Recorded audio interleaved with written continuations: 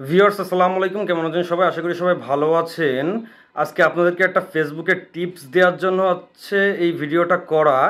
যারা হচ্ছে ফেসবুকে রিলস আপলোডিং নিয়ে আসলে বিপাকে পড়ে থাকেন এবি টেস্ট নিয়ে, এই এবি টেস্ট কীভাবে অফ করা যায় সেটা আজকে আপনাদেরকে দেখাবো।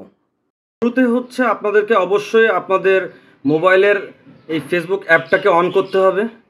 এবার এই ফেসবুক অ্যাপটা অন করার পরে এই যে আপনার যে প্রোফাইল আইকনটা আছে, এই প্রোফাইল আইকনে টিপ দিতে হবে। প্রোফাইল আইকনে টিপ দিয়ে এবার এই সেটিং বাটনে টিপ দেওয়া লাগবে। সেটিং বাটনে টিপ দিয়ে এবার আপনারা এই যে মিডিয়া যে অপশানটা রয়েছে, মিডিয়া অপশানে টিপটা দেবেন। মিডিয়া অপশানে ক্লিক করার পরে এই যে নিচে একদম অটোমেটিক এবি টেস্টিং এখানে চলে আসবেন। এখানে চলে আসার পরে এবার ইনেবল অটো এবি টেস্টিং রয়েছে, এবার আমরা এটাকে ডিসেবল করে দেব।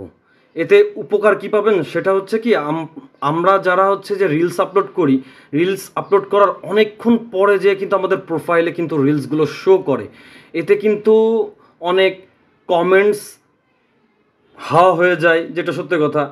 ইভেন আপনার অনেক ভিউয়ার্সও হাওয়া হয়ে যায়। এই কারণে একদম ভাই দরকার নাই এবি টেস্টিংয়ের। আমার ভিডিও ডিরেক্ট আসুক।